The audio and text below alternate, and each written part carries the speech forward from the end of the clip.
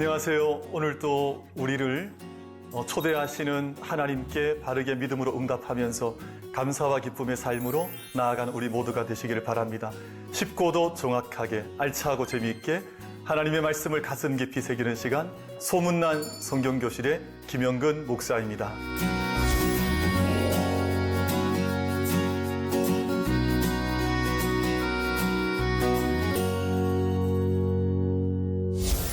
여러분 반갑습니다.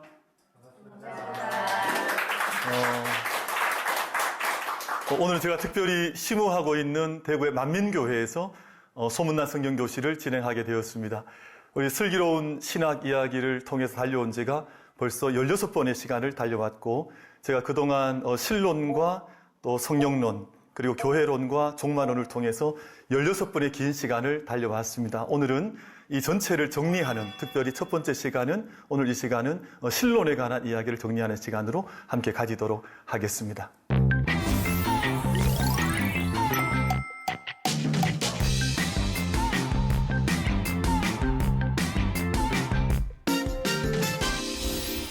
교리라고 하는 것이 대단히 중요합니다. 저희가 악필이라서 죄송하긴 하지만 교리라는 것이 왜 중요하냐 하면 우리가 믿는 믿음의 토대를 놓는 거거든요.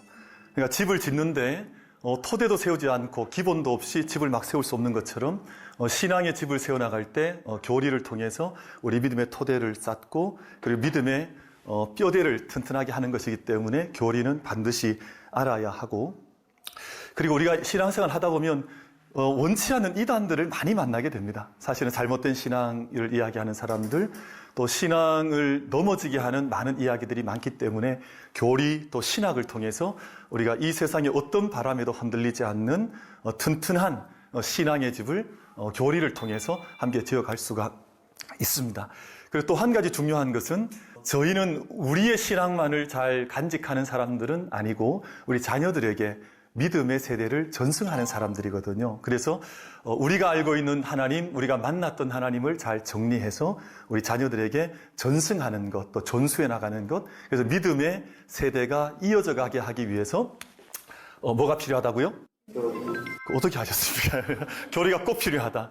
그래서 교리를 잘 알면 세상의 어떤 이단에도 흔들리지 않는데, 튼튼한 교리를 잘 모르고, 흔히 믿음 좋다고 하는 분들이 그런 이야기를 많이 하세요. 그냥 덮어놓고 믿자, 막 믿어보자. 하지만 사실은 막 믿는 것 속에 허점들이 많을 수가 있어서 하나님에 대한, 또 우리 신앙에 대한 바른 토대와 바른 뼈대를 반드시 놓고 그 위에 믿음의 집을 지어갈 때 흔들리지 않는, 그리고 다음 세대에도 전승될 수 있는 귀한 신앙을 우리가 이어나갈 수가 있습니다.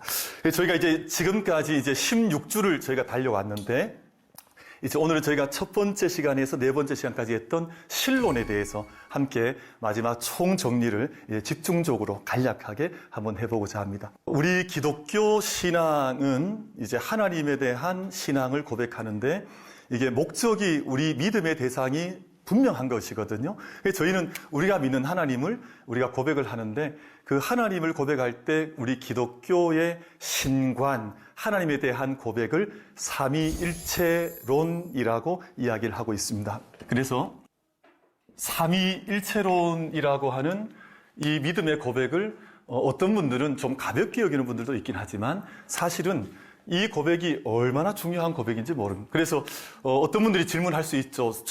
그 삼위일체론이 정말 중요한 것입니까? 정말 이것을 믿어야 합니까? 예, 당연합니다. 우리가 하나님을 믿는다고 하면서도 우리가 하나님에 대한 바른 고백, 또 바른 믿음이 없이 하나님을 믿는다고 할 때 우리는 사실은 믿음 생활이 바르지 않을 수 있거든요. 그래서 우리가 삼위일체론 이라고 하는 우리의 믿음의 대상에 대한 선명한 고백을 통해서 믿음의 기본을 다질 필요가 있습니다. 여러분, 저희들 누군가가 나를 잘 알아주면, 정말 정확하게 알아주면 좋을까요? 나쁠까요? 때로는 제가 말하면 나쁠 수도 있죠. 그러나 누군가가 나를 정말 잘 이해해 준다면 그보다 더 고마운 것이 없는 것처럼, 우리가 하나님에 대한 바른 고백과 바른 믿음을 가질 때 처음에 가장 중요한 것은 삼위일체 하나님이라고 하는 이 고백을 가지는 것이 대단히 중요하다는 겁니다. 근데 어떤 분들이 질문을 하는데, 이제 어떤 질문을 하냐 하면, 아니 목사님, 삼위일체라는 말이 성경 속에 기록되어 있지 않은데 그 용어가 성경 속에 없는데도 불구하고 삼위일체론이 정말 이게 중요한 교리가 실론이 되는 겁니까? 이제 이런 질문을 던지는 거죠. 근데 그분들의 지적처럼 사실 성경 속에는 삼위일체라는 말은 등장하지는 않습니다. 그런데 우리가 성경을 읽어 나가실 때 가장 중요한 것이 뭐냐 하면 한 단어에 집착하지 않은 겁니다. 그리고 한 문장에 묶이지 않고 성경을 전체로 이해하는 것이 정말 중요하거든요. 그래서 이 삼위일체론이란 말은 성경 속에 나타나지는 않지만 삼위일체론을 이야기하는 수많은 말씀들이 성경 속에 보석처럼 빼곡하게 담겨져 있습니다. 그래서 성경을 읽어 나가다 보면 삼위일체 하나님에 대한 이야기가 가득하게 담겨지는 것을 알 수가 있는데, 우리가 흔히 예수님에 대한 이야기를 하면 예수님은 신약 시대 때 태어나셨으니까 예수님은 신약에만 계셨다. 그럼 그렇지 않습니다. 요한복음 1장 말씀 보면 태초에 말씀이 계셨다. 말씀이 하나님이셨고 하나님이신 말씀이신 예수 그리스도를 통해서 모든 세상이 창조되었다라는 고백을 하거든요. 그리고 우리가 성경에 나타난 예수님의 이야기는 굳이 신약 성경 속에만 갇혀 있는 것이 아니라 구약의 수많은 구속사의 사건 속에도 예수 그리스도를 말씀하는 중요한 고백들이 얼마나 많이 담겨져 있는지 모릅니다. 그래서 예수님께서도 그런 말씀 많이 하시거든요. 나를 본 자는 누구를 보았다 그랬습니까? 이제 아버지를 보았다. 아버지 안에 내가 있고 내 안에 아버지가 있다. 이 모든 말씀은 요한복음에 등장을 하는 말씀이지만 삼위일체론을 이야기하는 아주 중요한 말씀들 가운데 대표적인 말씀들이거든요. 그래서 구약에 나타난, 우리가 많은 분들이 그렇게 이야기하지만 구약에 집중적으로 소개되고 있는 성부 하나님, 또 신약에 나타난 예수님의 수많은 이제 출생과 탄생과 또 십자가와 또 부활의 모든 사건들, 그리고 이제 교회 시대에 나타난 성령 하나님의 모든 사건들이 사실은 성경 속에 삼위일체적으로 등장하고 있다고 하는 것을 이해하는 것이 우리에게 대단히 중요한 것이거든요. 근데 대표적인 두 군데 말씀이 있는데, 마태복음 28장 19절 말씀에 보면 대위명령이라고 하는 말씀이 등장하는데, 거기에서 너희는 가서 모든 족속을 제자로 삼아 아버지와 아들과 성령의 이름으로 세례를 베풀고 라는 말씀이 이 본문에 등장합니다. 삼위일체를 이야기하는, 물론 이 한 구절 때문에 삼위일체가 형성되는 것은 절대 아니지만 많은 삼위일체 하나님을 소개하는 것 가운데 대표적인 말씀이 바로 이 말씀이죠. 혹시 우리 성도님들 그 예배가 제일 이제 다 드려지고 마지막 예배의 순간에 이제 주로 목회자, 우리 목사님들께서 하시는 그 예배의 순서가 어떤 것이 있죠? 축도가 있습니다.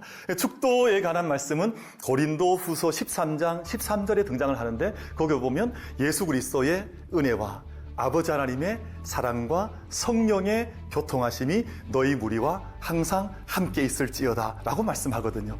그러니까 우리가 복음에 대한 대위 명령 속에도 삼위일체 하나님이 함께 역사하고 계시고, 또 우리가 모든 예배 행위의 예배 자리에서 가장 중요한 마지막 정점을 찍는 축도의 시간에도 삼위 하나님의 이름이 함께 등장하면서 삼위일체 하나님에 대한 이야기를 우리 가운데 가르쳐 주는 것이거든요. 그래서 우리가 건강한 하나님에 대한 바른 이해를 할 때 우리가 이단에 빠지지 않거나 잘못된 신앙생활이 아니라 말씀에 기초한 믿음의 생활을 달려갈 때 가장 중요한 고백 한 가지가 삼위일체 하나님에 대한 고백이다. 저희가 이렇게 우리가 믿음의 기본을 같이 놓으시는 것이 좋겠습니다.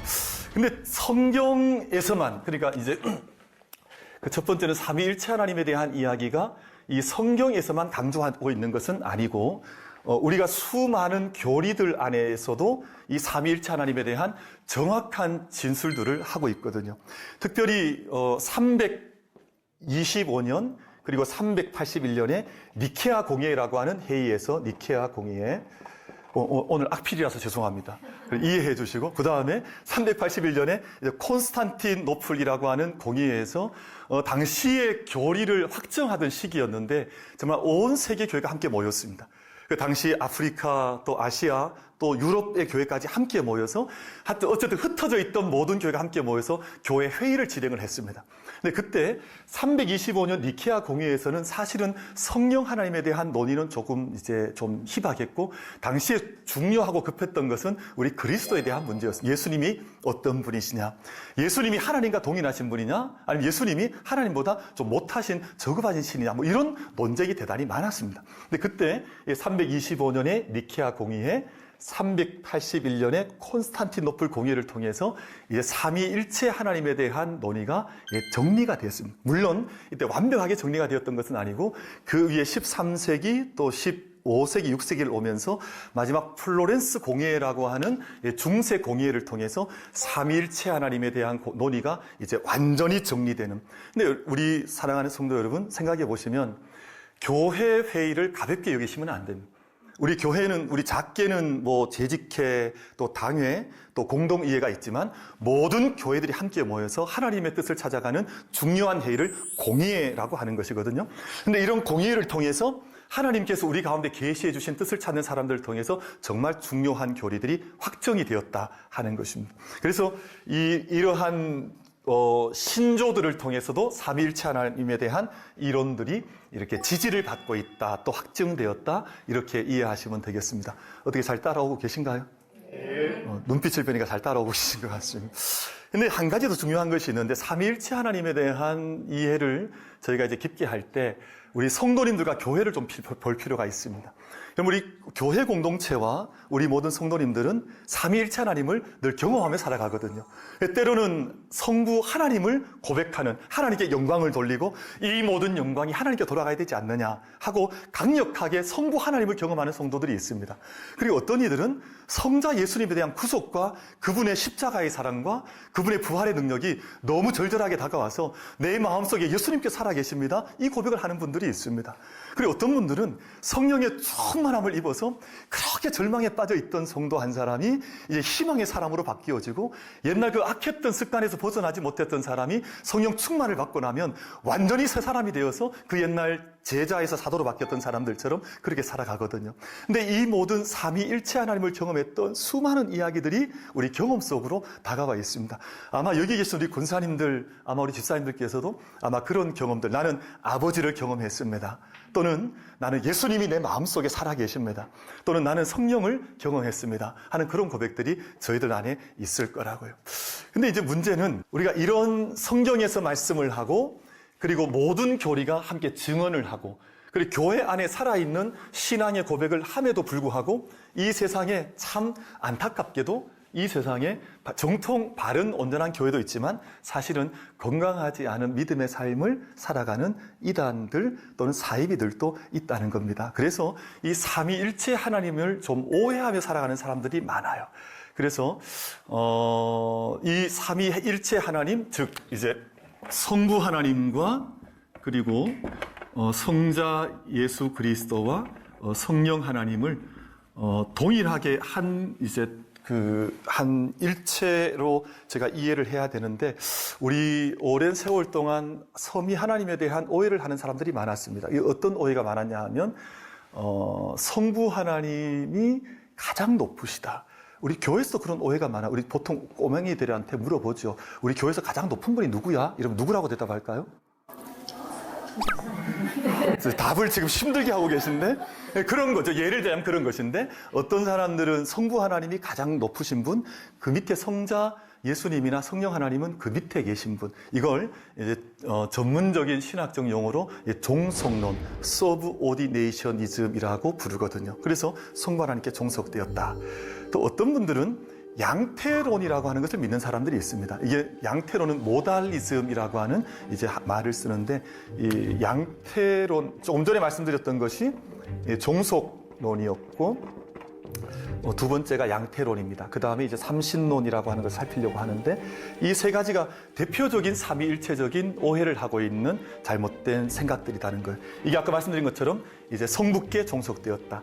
양태론은 어떤 내용이냐 하면, 하나님은 한 분이신데 때로는 성부로 나타나셨다가, 구약에는, 신약에는 예수님으로 나타나셨다가, 또 오늘 우리 시대에는 성령으로 나타난다 하는 것을 양태론이라 그래요. 근데 성경에서 말씀하는 하나님, 그런 하나님 아니시거든요. 삼위 하나님이 반드시 계시고 함께 역사하시는데, 양태론을 이야기하는 사람들이 생각보다 많아요. 이게 삼신론이라고 하는 트라이티즘이라고 영어에서 고백을 하는데, 이 트라이티즘은 세 분 하나님이 계시다는 거예요. 근데 세 분 하나님이 각각 계세요. 그러니까 서로 각각 신적인 영광을 받고 예배를 받지만 이 삼위 하나님이 연합되시거나 일치하진 않으세요. 그래서 이 종속론이나 또는 양태론이나 삼신론 모두 다 바람직하지 않은 신앙의 고백들일 수 있다. 그런데 문제는 이 종속론과 양태론적인 이단이 우리 한국 사회 속에 많다는 겁니다. 그리고 교회 안에도 은근히 이것들이 많이 침투를 해서 교회 안에 어떤 강력한 사람이 있으면 그 안에 종속되어지는, 이게 함께 연합하고 함께 하나 되어지고 일치하고 공동체를 이루는 것이 아니라 이런 사고 속에 들어가게 되면 교회도 하나님의 공동체다운 모습을 가지지 못할 때가 많이 있습니다. 이 양태론도 마찬가지고요. 그래서 이단이 많이 나왔습니다. 그래서 내가 뭐 성령이다, 나도 한 사람의 뭐 성자로 이 땅에 왔다. 우리나라에는 특별히 그렇게 이야기하는 분들이 많거든요. 그래서 이런 것들을 잘 극복해 나가면서 우리가 믿음의 바른 삼위일체적 고백을 가지는 것이 필요하다라는 생각을 이제 하게 되는데, 저희가 이제 삼위일체 하나님에 대한 이제 접근을 할 때, 우리가 이해를 할 때 크게 두 가지 방법이 있습니다. 삼위 하나님을 어떻게 이해를 해야 될까? 첫 번째 방법은 내재적 삼위일체라고 해서 하나님의 삼위일체, 이 삼위일체에 대한 이해는 하나님의 본질을 우리가 찾아가는 겁니다. 하나님께서 어떻게 계신지, 하나님, 성부 하나님, 성자 하나님, 성령 하나님. 근데 문제는 우리가 이렇게 내재적 하나님을 알기에는 우리의 영혼의 깊이가 깊지 않다는 거예요. 사실은 잘 알아가기 쉽지 않고, 그래서 내재적 하나님과 함께 우리가 삼위일체 하나님을 이해할 수 있는 좋은 아주 중요한 길이 있는데, 경세적 삼위일체라고 하는 방법이 있습니다. 이 경세적 삼위일체라고 하는 방법은 하나님의 경륜 또는 하나님의 역사하심을 바라보면서 이 땅에서 어떻게 하나님 성부께서 역사하셨는지, 또는 어떻게 성자께서 역사하셨는지, 성령은 오늘 어떻게 우리 가운데 오시는지를 함께 살펴가면서 이제 하나님의 그 역사하심을 바라보면서 삼위일체를 찾아가는 것을 경세적 삼위일체론이라고 부릅니다. 이게 잘 어떻게 이해가 좀 되셨습니까? 갑자기 어려운 말이 등장했죠. 조금 이제 좀 어려울 수 있긴 하지만 이런 두 가지 방법으로 하나님을 찾아간다. 그런데 우리가 좀 기억해야 되는 것은, 우리가 내재적 삼위일체 하나님을 생각하면서도 하나님의 역사하심을 묵상을 하고, 그리고 우리가 하나님의 일하심, 이 땅에서의 하나님의 예를 들면 예수님의 십자가나 예수님의 부활을 묵상하면서도 늘 내재적 하나님을 생각해보는, 이것을 통해서 삼위일체에 대한 이해를 바르게 할 수 있을 것이다. 이제 이렇게 저희가 생각을 해볼 수가 있겠습니다. 저희가 이런 것을 통해서 이제 중요한 단어 한 가지를 좀 제안을 드리려고 하는데, 저를 한번 좀 따라 해보시겠습니까?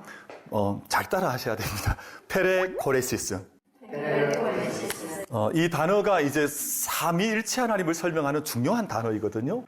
이 말이 무슨 말이냐 하면, 상호 내재, 또 상호 충만, 또 상호 하나님이 항상 함께 하신다는 그런 뜻으로, 이제 한문으로 표현하면 원물을 춘다. 함께 우리 옛날에 강강수월래 하듯이 함께 손을 잡고 삼위 하나님이 분리되지 않고, 옛날 강강수월래는 분리되지 않았거든요. 그 여성들이 함께 손을 잡고 원물을 돌면서 당시 우리나라를 위해서 춤을 춰냈던 것처럼 삼위 하나님께서 함께 춤추듯 하시면서 모든 창조에서부터, 그리고 예수님의 구속의 사건과 마지막 새하늘 새 땅에 오시는 하나님 나라의 완성까지 이게 분리되지 않으신다는 거예요. 그래서 예전에는 하나님의 본성도 서로 나뉘어져 있다 생각했습니다. 하나님은 전능하신 분, 또 예수님은 전지하신 분, 성령 하나님은 전선하신 분, 뭐 이렇게 이해를 했었어요. 근데 이제는 이 본성 자체도 하나님이 서로 공유하고 계시다. 그리고 모든 구원하는 역사도 하나님께서 함께 하신다. 그래서 저희가 아까 말씀드렸던 것처럼 구약에는 이 하나님만 역사하고, 뭐 신약에는 예수 성자만 역사하시고, 오늘 우리 시대에는 성령만 역사하시는 것이 아니라 모든 하나님의 길고 긴 구속의 역사 속에서 하나님께서는 항상 함께 역사하셨다라고 저희가 이해를 하는 것이 삼위 하나님에 대한 바른 이해의 길이라고 저희가 이제 생각을 해볼 수가 있겠습니다. 그래서 저희가 이제 삼위일체, 이제 마지막 이제 결론을 좀 이제 지어져 가고 싶은데,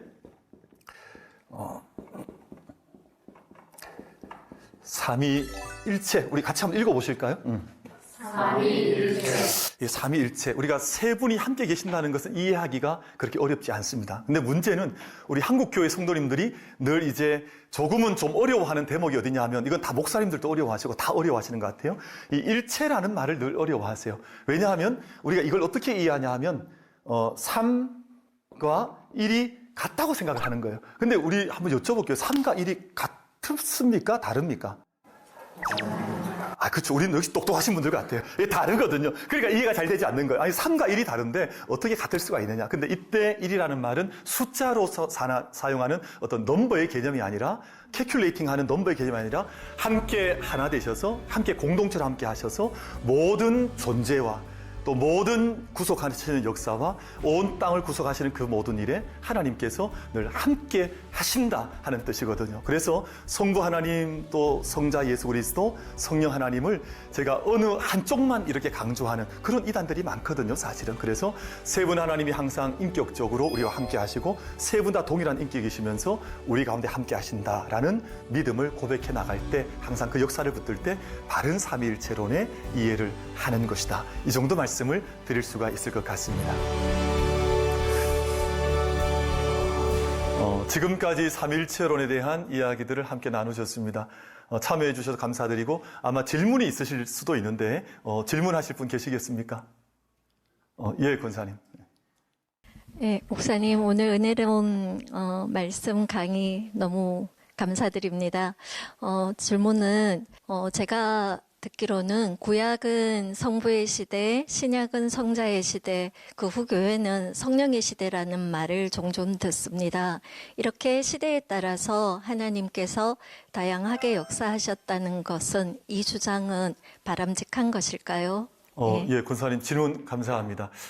제가 강의 중에도 간략하게 좀 아마 소개가 되긴 했었던 것 같은데 오랫동안 그런 이해가 사실은 교회 안에 많았습니다. 그래서 그런 이해를 세대주의라고 부르기도 하고 이게 아까 말씀드린 것처럼 양태론적인 이해가 담겨져 있기도 하거든요. 그래서 구약에는 늘 성부 하나님께서 강력하게 역사하셨던 시대, 성부 하나님밖에 잘 보이지 않는 그 신약 시대에는 예수님께서 주가 되셔서 이 땅의 모든 역사를 홀로 하신 것처럼 이해를 하기도 하고 또는 지금은 이제 교회의 시대는 이제 성령께서 모든 것을 홀로 주관하시는 것처럼 그렇게 이해를 하는 흐름이 있어 왔습니다. 근데 이게 사실 기독교 신학사나 교회사에서 대단히 큰 메인스트림을 형성했었거든요. 근데 그렇게 되어지면 사실 삼위일체론적인 관점에서 보자면 아까 말씀드렸던 것처럼 삼위 하나님께서 삼신론처럼 나누어지시거나 또는 한 분 하나님께서 때로는 구약에는 성부 또 신약에는 성자 요즘은 성령 시대로 나누어지는 아마 그런 우를 범할 수 있는 것 같습니다. 우리가 가장 좋은 이해는 어떤 이해냐 하면 창조하셨던 때에도 삼위 하나님께서 함께 하셨다. 함께 역사하시고 함께 일하셨다. 그리고 예수님께서 이 땅 가운데 오셨을 때에도 예수님의 태어나신 것도 성령께서 함께 하셨잖아요. 그리고 이는 내 사랑하는 아들이요 내 기뻐하는 자라 말씀하셨잖아요. 그러니까 이 땅에 예수님께서 공생애를 사실 때에도 성부 하나님께서 늘 함께 하셨고 성령께서 그 모든 사역을 도우셨다라고 이해하는 것이 좋고요. 지금도 마찬가지이죠. 지금은 많은 사람들이 성령만 강조하는 분도 계시거든요. 그렇지 않고 늘 아버지 하나님과 또 예수 그리스도와 성령 안에서 함께 삼위 하나님이 이제 역사하신다라고 이해하시는 것이 가장 좋은 이해가 될 것 같습니다. 예. 혹시 또 다른 질문 있으시겠습니까? 예, 권사님. 삼위일체론으로 볼 때 성부 하나님 그리고 성자 예수 그리스도 그리고 성령 하나님 세 분이 동일하신 분인데 저희가 기도할 때는 예수님의 이름으로 기도합니다라고 하잖아요. 근데 세 분 중에 한 분으로 또 기도해도 되지 않을까 하고 궁금해서 질문합니다. 아주 기발한 질문을 하신 것 같아요. 아주 좋은 질문인 것 같습니다. 아마 질문을 다 이해하셨을 것 같은데 우리가 삼위일체 하나님이 한 분 하나님이시라면 왜 굳이 예수님의 이름으로 기도해야 되느냐. 때로는 아버지 이름으로 기도합니다. 또는 성령님의 이름으로 기도합니다. 라고 해도 좋지 않을까. 요즘 보니까 어떤 분은 또 예수님의 이름으로 기도하면 이걸 이제 까먹는 분도 계시더라고요. 그래서 사실은 되게 중요한 문제인데 삼위일체적으로 보자면 그렇게 기도하셔도 무리는 없지만 우리는 항상 어디에서 점검을 받으셔야 되냐 하면 성경을 통해 점검 받으셔야 됩니다. 기도는 예수님께서 우리에게 가르쳐 주셨거든요. 근데 기도를 어떻게 가르쳐 주셨냐 하면 너희는 성부 아버지께 기도하라 그러셨습니다. 그리고 마지막 기도를 마칠 때에는 예수님의 이름, 나의 이름으로 기도하는 것을 내가 듣겠다 말씀하셨거든요. 그리고 성령 안에서 기도하는 것이거든요. 그러니까 삼위일체론적으로 기도한다는 이 말의 의미는 우리가 성부 하나님께 기도의 대상은 하나님께 기도를 올려드리고, 그리고 기도는 예수님의 이름으로 기도를 하면서 성령 안에서 기도하는 것이 가장 바람직한 기도의 모습일 것이다. 이 정도 답변을 드릴 수 있을 것 같습니다. 예, 이 정도로 오늘 삼위일체론 모든 강의를 아마 마쳐도 좋을 것 같습니다. 슬기로운 신학 이야기 실론, 우리가 오늘 함께 돌아보셨습니다. 어떻게 유익한 시간 되셨습니까? 네. 저희가 삼위일체론이라고 하는 교리는 너무너무 중요하기 때문에 우리 신앙의 첫 출발 자리로 함께 잘 삼아가시면 좋겠습니다. 오늘 함께 했던 수업은 유튜브를 통해서 다시 보실 수가 있습니다. 하나님에 대해 올바로 알아가는 귀한 은혜가 우리 모든 성도님들과 교회에 함께 하시기를 바랍니다. 다음 시간에는 성령론으로 다시 한번 총정리하는 시간을 갖도록 하겠습니다. 오늘도 충만한 은혜를 누리시길 축복합니다. 다음 시간에 뵙겠습니다. 감사합니다.